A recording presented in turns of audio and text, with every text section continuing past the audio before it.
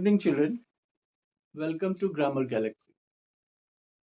तो जैसा कि हम लोग प्रोनाउंस के बारे में पढ़ रहे थे, डिफरेंट काइंड्स ऑफ प्रोनाउंस के बारे में, आज हम लोग रिलेटिव प्रोनाउन के बारे में पढ़ेंगे।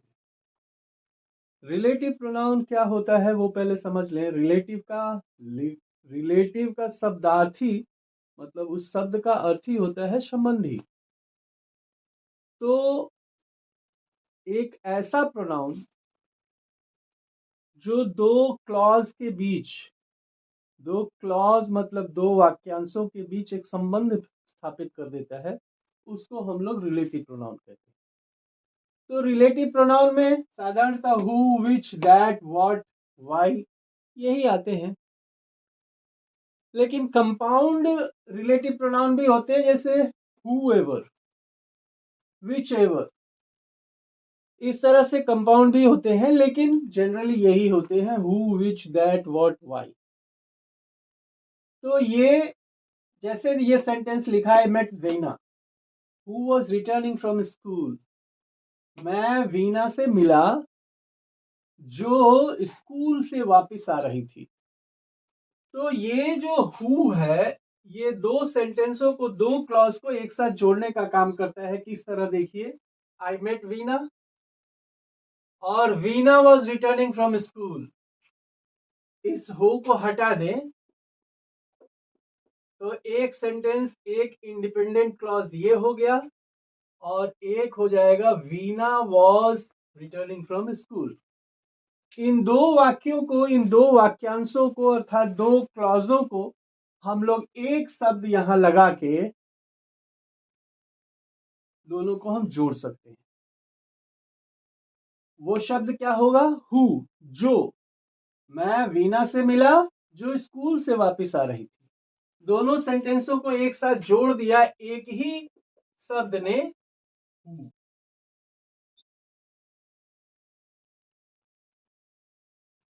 और ये हु बताता है कि स्कूल से कौन रिटर्न आ रहा था? वीना आ रही थी। मतलब इस नाउन का संबंध इस क्लॉज से वो बता देता है। इस क्लॉज, यह क्लॉज कौन कर रहा था वो ये बता देता है, हु। तो इस तरह से ये हु जो है एक रिलेशन का काम करता है, इस भाग में, सेंटेंस के इस भाग में और सेंटेंस के इस भाग में। तो ये रिलेटिव प्रोनाउन है। Who, which, that, what, why, ये सब रिलेटिव प्रोनाउन का काम करते हैं। अब इसमें रूल देखते हैं। Rule 1, relative pronoun who, which, that, इसका प्रयोग सबऑर्डिनेट क्लॉज में, सबऑर्डिनेट क्लॉज के सब्जेक्ट के रूप में होता है। अब कहेंगे कि आप सबऑर्डिनेट क्लॉज क्या है, तो ये क्लॉज पढ़ाने के वक्त बताएंगे, लेकिन फिर भी अभी थोड़ा सा आइडिया दे देते हैं। सबऑर्डिनेट क्लॉज का मतलब एक ऐसा क्लॉज, क्लॉज माने वाक्यांश, एक ऐसा वाक्यांश जो अपने अर्थ को कंप्लीट करने के लिए वाक्य के दूसरे भाग पर निर्भर करे। जैसे मान लीजिए, अगर ये सेंटेंस ऐसा हो,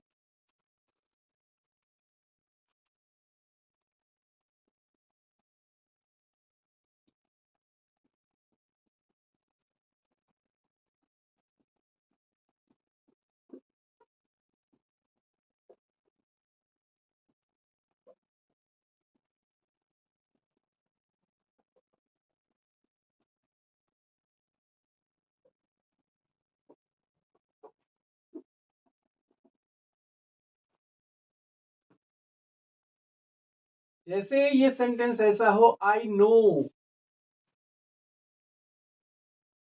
मैं जानता हूं।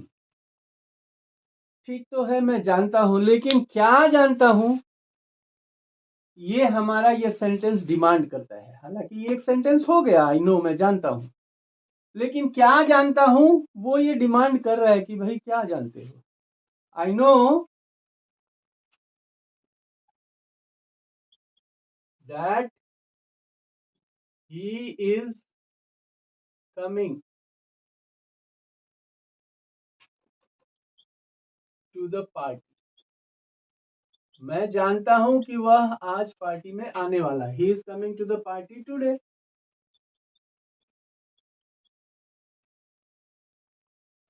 तो मैं जानता हूं, जब तक ये ना बोला जाए तब तक इसका अर्थ पूरा नहीं हो सकता।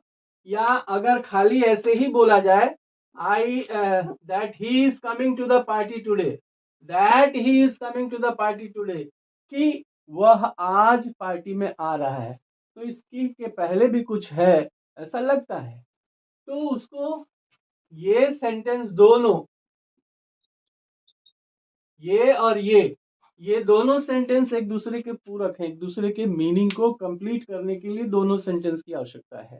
तो ये सबऑर्डिनेट क्लॉज है, जिसके कंजंक्शन के बाद, या कह लो ये रिलेटिव प्रोनाउन के बाद जो आ रहा है, लेकिन ये कंजंक्शन हो गया यहाँ पे, उसके बारे में बताएंगे। चलिए, तो इस सेंटेंस का अर्थ बिना इसके पूरा नहीं, और इस सेंटेंस का अर्थ बिना इसके पूरा नहीं होता है। तो इस तरह से ये सबऑर्डिनेट क्लॉज है। तो सबऑर्डिनेट क्लॉज के सब्जेक्ट के रूप में ये हु, विच, दैट का प्रयोग होता है। जैसे यहां देखिए द बॉय, ये दोनों सेंटेंस अगर स्प्लिट करें तो क्या हो जाएगा? The boy is a player. क्या हो जाएगा? The boy is a player. और दूसरा हो जाएगा द बॉय केम हियर। इसको अगर स्प्लिट करें तो इस तरह से दो सेंटेंस बन जाते हैं। और इन दोनों सेंटेंसों को जोड़ने के लिए द बॉय, कौन सा बॉय? जो यहां आया, ये हु लगा के हमने ये जोड़ दिया। The boy who came here is a player. तो इस तरह से ये हु जो है, ये द बॉय के जगह पे आया, इसका मतलब सब्जेक्ट के जगह पे आया। तो यहाँ हु, विच और दैट का प्रयोग हम लोग मतलब सबऑर्डिनेट क्लॉज में सब्जेक्ट के रूप में करते हैं। और वहीं देखिए रिलेटिव प्रोनाउन हुम, विच और दैट। हुम, विच और दैट, हु सब्जेक्ट के रूप में, हुम जो है ऑब्जेक्ट के रूप में। और देखिए ये ऑब्जेक्ट के रूप में प्रयोग होता है सबऑर्डिनेट क्लॉज में। कैसे? I have a son whom I love very much। ये whom किसके लिए आया है? जिसको। ये ऑब्जेक्ट के लिए ये आया है। तो ये ऑब्जेक्ट मतलब ऑब्जेक्ट में एक नाउन है, उसके जगह पे ये आया है, इसका मतलब ये प्रोनाउन है। और चूंकि दोनों वाक्यों के बीच रिलेशन बताता है, इसलिए ये रिलेटिव प्रोनाउन। तो I have a son whom I love very much। तो ये यहाँ पे ऑब्जेक्टिव फॉर्म में whom आया है, लेकिन हु जो है सब्जेक्टिव फॉर्म में आया है। ये हु किसके लिए लगा है? बॉय के लिए ही लगा है। बॉय सब्जेक्ट है, तो सब्जेक्ट के रूप में अगर लगाना होगा तो हम लोग हु लगाएंगे, और ऑब्जेक्ट के रूप में लगाना हो तो विच लगाएंगे। तो इसके आगे दूसरे नियम पढ़ते हैं।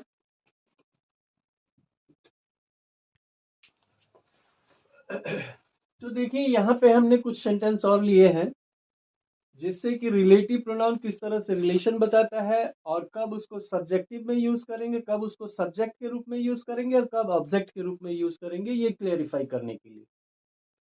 जैसे यहाँ पे देखिए दो सेंटेंस है। Sheela is a teacher. Sheela एक शिक्षक है। Sheela works as a social worker होगा, सोशल वर्कर।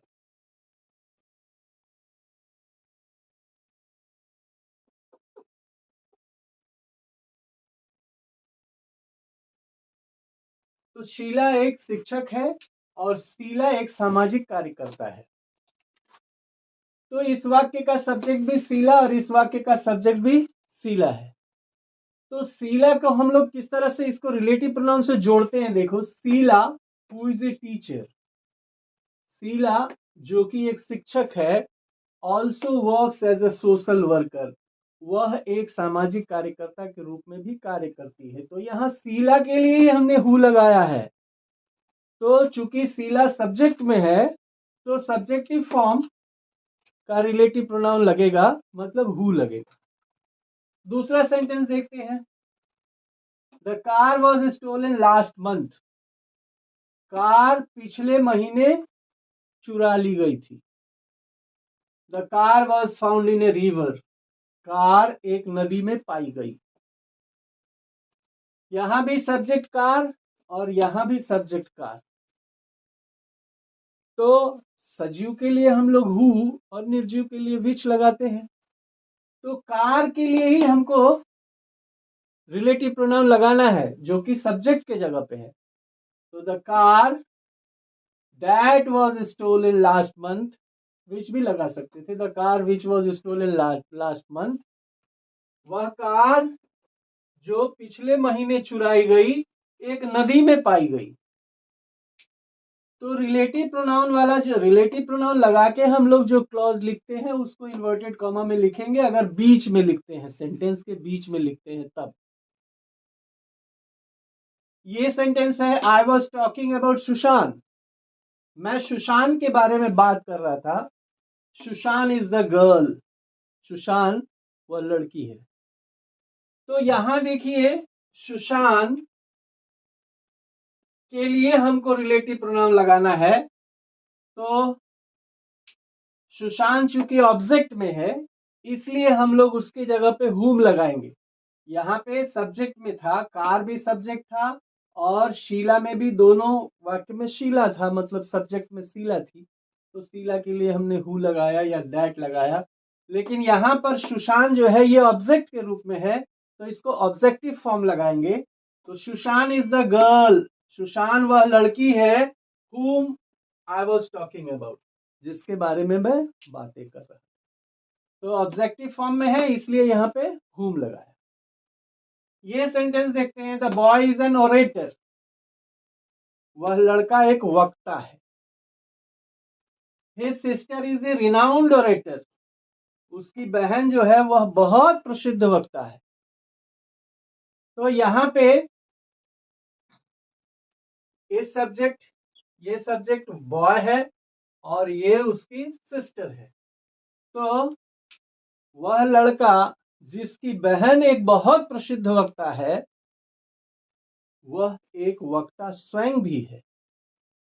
तो जिसकी बहन, तो हिज सिस्टर के जगह हम लोग क्या लगाएंगे? हुज। तो हुज माने जिसकी होता, हु माने जो। तो the boy whose sister is a renowned orator is an orator himself. ये सेंटेंस देखते हैं। The girl save the boy. उस लड़की ने लड़के को बचाया। She was appreciated by all. वह सबके द्वारा प्रशंसा की गई। तो यहाँ पे जिसको गर्ल कह रहे हैं उसी को सी भी कह रहे हैं। तो दोनों वाक्यों में संबंध बनाते हुए हमें एक रिलेटिव प्रोनाउन का प्रयोग करेंगे। तो क्या लिखेंगे? वह लड़की जिसने लड़के को बचाया। वह लड़की जिसने लड़के को बचाया वह सबके द्वारा प्रशंसा की गई। तो द गर्ल, चूंकि सब्जेक्ट में दोनों हैं इसलिए हु लगाएंगे। Who saved the boy was appreciated by all. तो the girl who saved the boy was appreciated by all. वह लड़की जिसने लड़के को बचाया वह सबके द्वारा प्रशंसा की गई। तो इस तरह से हम लोग सब्जेक्ट और ऑब्जेक्ट कहाँ हमको लगाना है, कौन सा लगाना है, वो समझ के हम लोग रिलेटिव प्रोनाउन लगाएंगे। इसके आगे दूसरे रूल्स को देखते हैं। अब 5 सेंटेंस के द्वारा जो हमने समझाया हो सकता है मतलब आप समझ गए होंगे।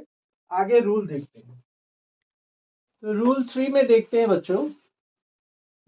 मान लीजिए 2 एंटीसीडेंट आ गए और दोनों एंड से जुड़े हुए हैं। एंटीसीडेंट का मतलब उस रिलेटिव प्रोनाउन के पहले आया हुआ नाउन।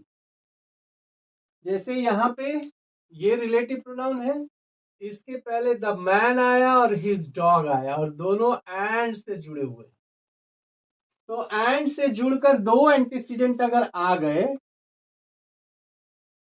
जिसमें कि एक मनुष्य है और दूसरा है जानवर, तो वहां पे रिलेटिव प्रोनाउन हम दैट का ही प्रयोग करेंगे। तो the man and his dog that I saw yesterday have been kidnapped. कहता है वह आदमी और उसका कुत्ता जिसको मैंने कल देखा था वो किडनैप कर लिए गए।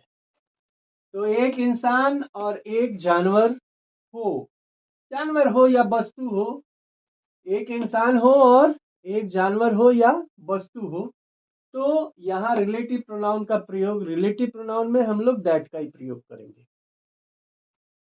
रूल 4 ये बताता है कि सुपरलेटिव डिग्री के बाद, सुपरलेटिव डिग्री अगर आता है सेंटेंस में, तो उसके बाद हम लोग रिलेटिव प्रोनाउन का दैट का प्रयोग करते हैं। जैसे mister Mishra is the most laborious man, the most laborious man,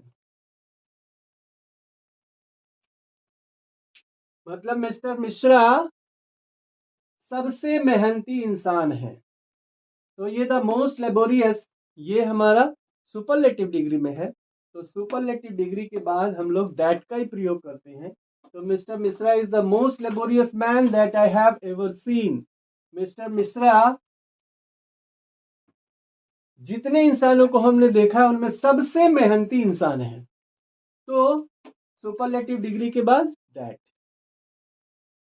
दो नाउन, एक इंसान एक जानवर या वस्तु, जानवर हो या वस्तु हो तो भी दैट, और सुपरलेटिव डिग्री के बाद भी दैट। इसके बाद सेंटेंस में अगर ऑल का प्रयोग व्यक्ति के लिए हुआ है तो उसके बाद हु या दैट का प्रयोग करते हैं। व्यक्ति के लिए ऑल का प्रयोग हुआ है तो रिलेटिव प्रोनाउन में हम हु या दैट लगाएंगे, हुम या विच का प्रयोग नहीं करेंगे। जैसे all who are interested to do this work, वे सभी जो इस काम को करने में रुचि रखते हैं, कैन स्टार्ट नाउ, अब वो प्रारंभ कर सकते हैं। तो यहाँ हु या दैट कोई भी रखा जा सकता है, लेकिन हुम या विच का प्रयोग नहीं किया जा सकता। दो एक रूल और है, देख लेते हैं।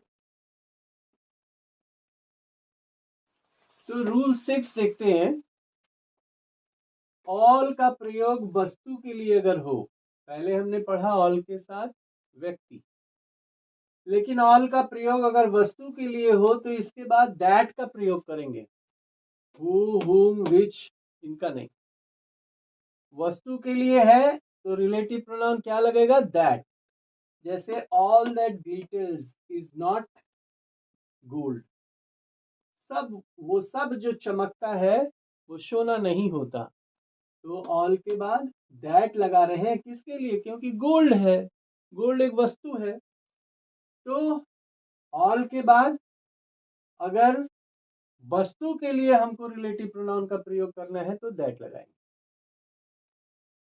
ऑल के साथ अनकाउंटेबल नाउन भी आ जाए तो उसके बाद भी दैट लगेगा। जैसे ऑल द मनी, मनी गिना नहीं जा सकता। All the money that I gave my sister was spent, वो सारे पैसे जो मैंने अपनी बहन को दिए थे वो खर्च हो गए। तो बात वही है, ऑल के बाद अनकाउंटेबल नाउन आए या ऑल के बाद कोई वस्तु आए तो ये भी वस्तु ही मान सकते हैं, तो वहां कंजंक्शन रिलेटिव प्रोनाउन की जगह पे हम लोग दैट का प्रयोग करेंगे। अब ये देखिए रूल 7 में everything, nothing, the only, any, all, everyone, none, no, nobody, much, little, the same, the few, the little के बाद दैट का प्रयोग होता है। जैसे my father has given me everything, everything आ गया तो that. This is the only pen, only आ गया तो रिलेटिव प्रोनाउन की जगह that. My wife has spent the little money, तो लिटिल आ गया तो उसके बाद दैट। और द सेम आ जाए तो भी हम लोग दैट का ही प्रयोग करते हैं। जैसे ये मैंने रूल 8 बना दिया था, लेकिन उसी में आप समेट सकते हैं। This is the same man, the same के बाद मैन, द सेम के बाद नाउन। तो भी हम लोग दैट ही लगाएंगे जैसे यहाँ करते थे। तो इन शब्दों के बाद अगर हमको रिलेटिव प्रोनाउन लगाना है तो दैट लगाएंगे, हु विच हुम का प्रयोग नहीं करेंगे। तो दैट कहाँ लगेगा, कहाँ हु लगेगा, कहाँ हुज, कहाँ हुम लगेगा, ये सारी बातें हम लोगों ने पढ़ ली, ये नियम याद रखेंगे। तो रिलेटिव प्रोनाउन में लगभग इतने नियम बहुत है। तो आज के लिए इतना ही, थैंक यू। और ये तो कहना ही रहेगा कि सब्सक्राइब कीजिए, लाइक कीजिए और शेयर भी कीजिए, कमेंट भी कीजिए। Thank you.